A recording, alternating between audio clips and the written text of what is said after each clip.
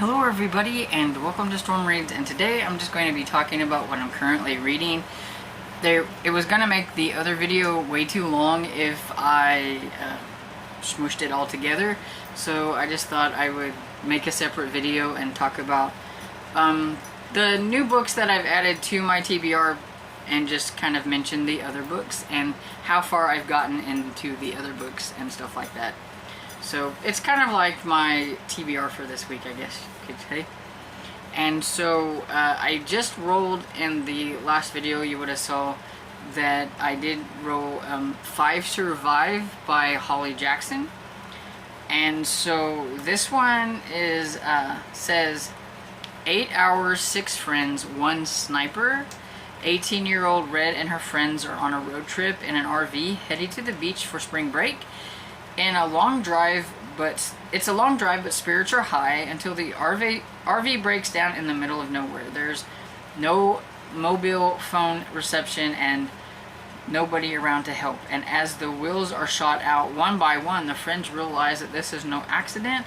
There's a sniper out there in the dark watching them, and he knows exactly who they are. One of the group has a secret that the sniper is willing to kill for. That's all I'm going to say about that one. It says it's a cat and mouse type of book. I enjoyed, for the most part, her Good Girl's Guide to Murder trilogy. Wasn't a huge fan of the way that the author took the direction of the main character in the third book. I may be a minority in that. I just didn't like it. But I did like the first two really well. And so I'm kind of excited to see how this one is going to play out. And so this is an audiobook that I'll be listening to. And then I messed up my recording in the last video the first time I recorded it, and I pulled an audiobook on that you didn't get to see because I deleted the footage because I was going to redo it, and then I forgot that. I'm like, well, I forgot about pulling this one, so I'm just going to go ahead and just mention it here, which is Lying in the Deep by Diana Urban. This is also another young adult type thriller, so both of my audiobooks are young adult thrillers. We'll see how that goes.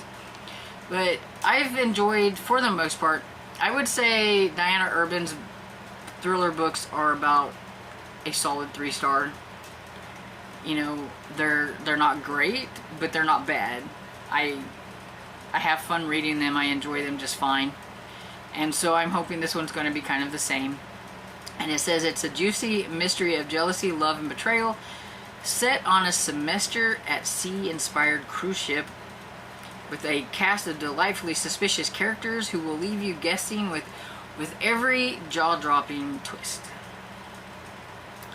And so I know this one is about...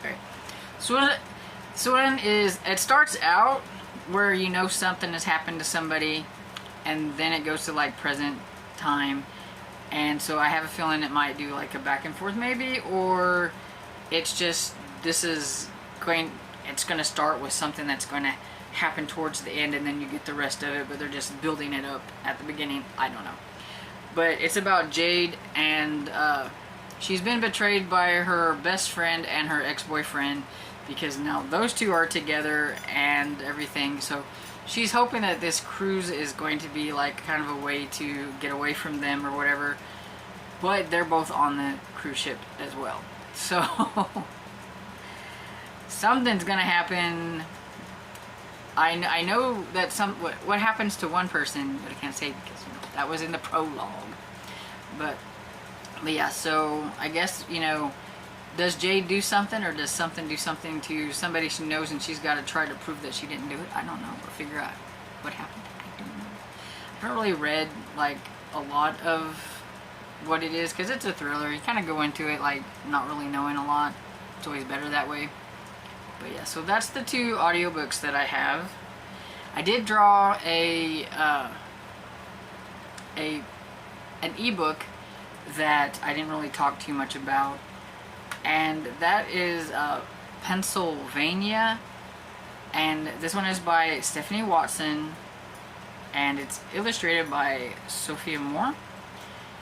And it says that this is an illustrated modern take on the Phantom Tollbooth meets Harold and the Purple Crayon. Never read either one of those, so I can't say if it's going to be a comparison to either one of those. But it says, ever since she first learned to hold a crayon, Zora Webb has been unstoppable. Zora draws hamsters wearing pajamas and balloons, and Lake Superior and pancakes and hundreds of horses. Her drawings fill sketchbooks and cover the walls of their happy home she shares with Frankie and their mother. But when Zora's mother is diagnosed with leukemia, everything changes. After months of illness, she dies, and with her goes Zora's love of creation. Desperate to escape the pain, Zora scribbles on her artwork. Her dark, furious scribbles lift off of the page and yank Zora and Frankie into Pennsylvania, a magical world that's home to everything Zora has ever drawn. And one drawing, a scribbled out horse named Viscardi, is determined to finish the destruction that Zora started. Viscardi kidnaps Frankie, promising to scribble her and all of Pennsylvania out at sunrise. Zora sets off to rescue her sister, venturing deep into Pennsylvania, a place crawling with memories, danger, and new friends. If she is to save Frankie, Zora will have to face the darkness that both surrounds her and is inside of her. So it's kind of like a middle grade fantasy with contemporary topics of grief and stuff like that, and so I'm hoping I'm going to enjoy it. It sounded interesting, and I'm curious that, this horse that, wants to erase everything, she gets swooped into a book. I always like those when they get, like, swooped into, like, something, and this time she gets, like, swooped into, like, her sketchbook of pictures or whatever it is. So, sounds kind of interesting anyway. And then, I haven't talked about that I'm reading it, but Barb wanted to buddy read Housemaids, and so she's actually already finished it, and that was one of the birthday gifts she gave me, so I've started that one, and I'm about 29% into it, and what I can tell so far is it's about a housemaid. Okay, it's about this girl, whose name I can't even remember, and I've been reading it. I can't remember the lady that I don't like. Okay, so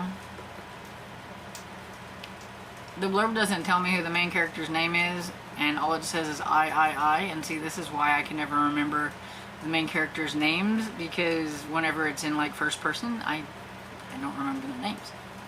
But anyway, the main character needs a job. She is kind of like, I think, out on parole, and she needs a job. She needs to keep a job.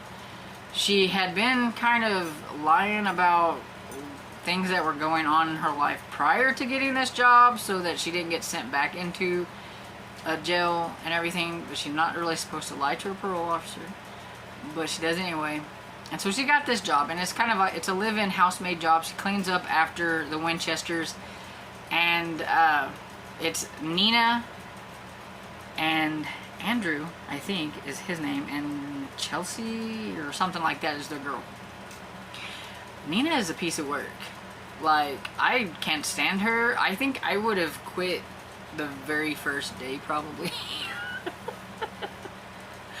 The very first day when the daughter runs to her mother saying, she's trying to kill me, because she was trying to make her a peanut butter jelly sandwich or whatever, and she's like, I'm allergic to peanut butter. Well, there's a jar of peanut butter in the cabinet. What is the girl supposed? She's supposed to know that she's allergic to it, or whatever. And her mother's all like, can't believe you did this, or whatever it is, and stuff. But then the lady will, like, make a complete mess of the house, and then be like, you need to clean this up. And I would have been like, whatever, clean it up yourself, I'm gone. I mean, she would make the mess right in front of the main character, and then blame it on the main character for not cleaning. I mean, I'm telling you. So, she does better than me sticking with this job, because I would have been gone. But, Andrew, he's like a nice looking man and everything, and you can tell that Nina gets a bit like her hackles up whenever he talks to the main character and things like that. And it was funny because the main character was trying to make herself not look quite as pretty, so she wore glasses, which I think that's, you know, it's not right. Just because you wear glasses doesn't mean you're not pretty. But so she has these glasses on. Well, she doesn't need them. They were like fake glasses. So she takes them off when she goes to work, and Nina's like, where's your glasses? Because now she looks better without the glasses, which, I mean, I don't really see how glasses could make her look that much worse than without the glasses.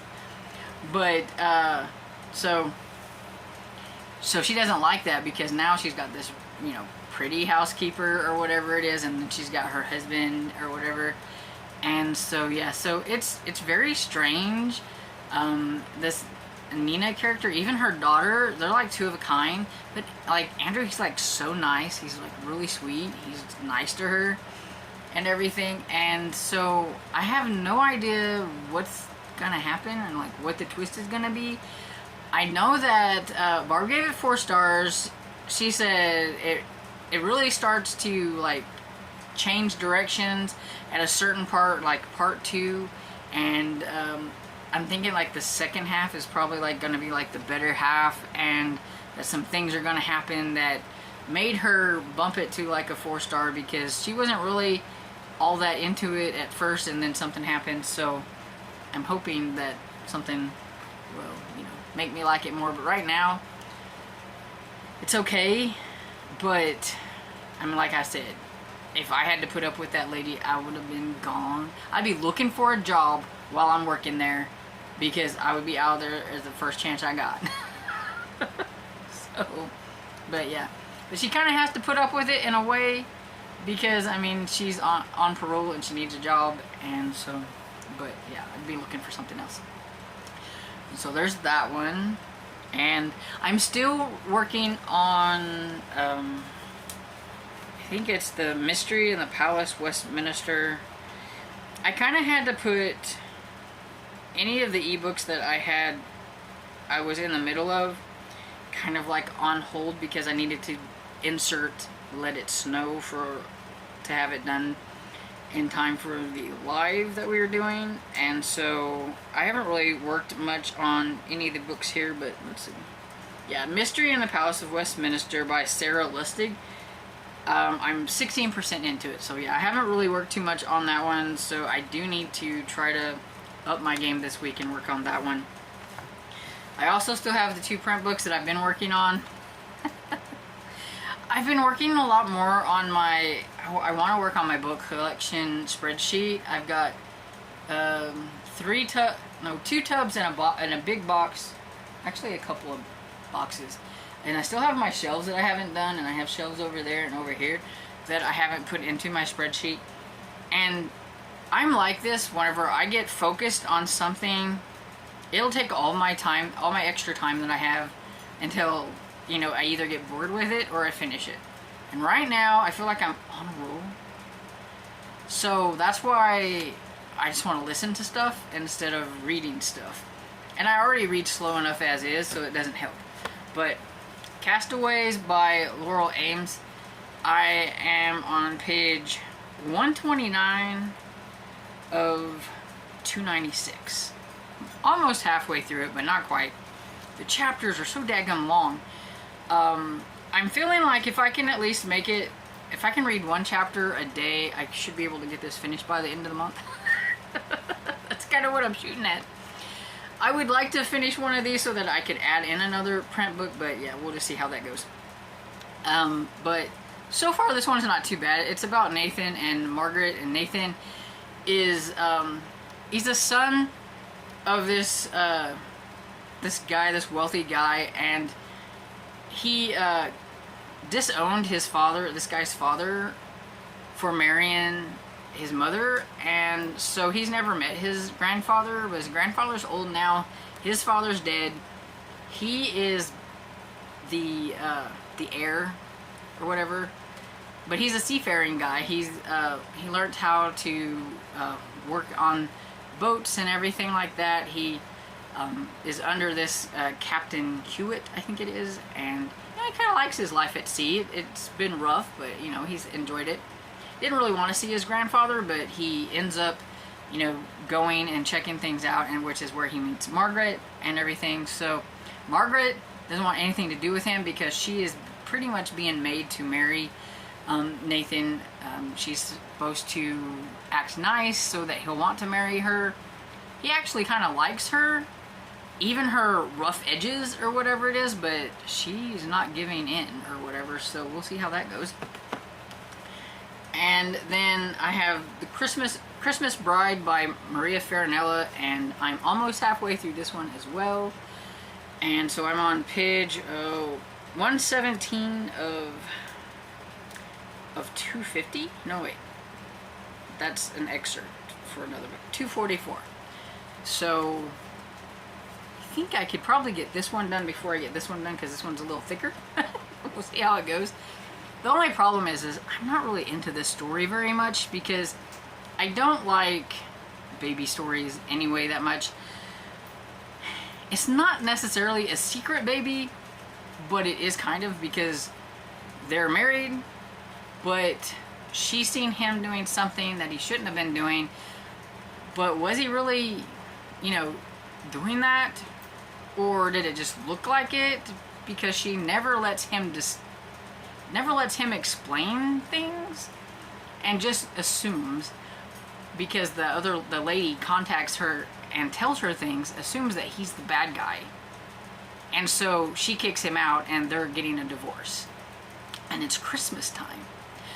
But she doesn't have the backbone to tell her Nona that they're getting a divorce, because Nona loves Derek. So she has to call Derek up and say, can you please come to Christmas and everything, and pretend like everything's all hunky-dory. Her whole family knows, but Nona. It's such a Harlequin Christmas book, because of course Nona knows that something's up, because she keeps throwing them together. She gets this little cheesy grin whenever something goes her way or whatever it is. They think they're keeping things away from Nona, but she knows. But she's pregnant, and she hasn't told Derek. And he's a doctor, so he figures things out, because she's got morning sickness. So she's not nearly this pregnant in the book. Because I'm like, yeah, he'd know right off the bat she was pregnant if she comes to Christmas looking like that. But no, she doesn't look like that yet. But so it's not technically my kind of story, but it's okay. I get a little aggravated at the lady whose name I can't even remember. See, I know Derek. Oh, Tony. Her name is Tony. I don't know. I don't like the fact that she never lets him talk about what happened, wouldn't let him explain things, all because of what happened between her mom and her father or whatever and stuff. And so, but it is what it is. Anyway, see, now you know why I had to split this up, because this was definitely a little bit more chattier video than I thought it was going to be. And so I believe I mentioned all the books that I am currently reading and that I've added to my TBR for this month. And so if you've read any of these, let me know what you thought about them below. And I hope you enjoyed this video, and if you did, please give it a thumbs up and subscribe, and I will see you all next video. Bye.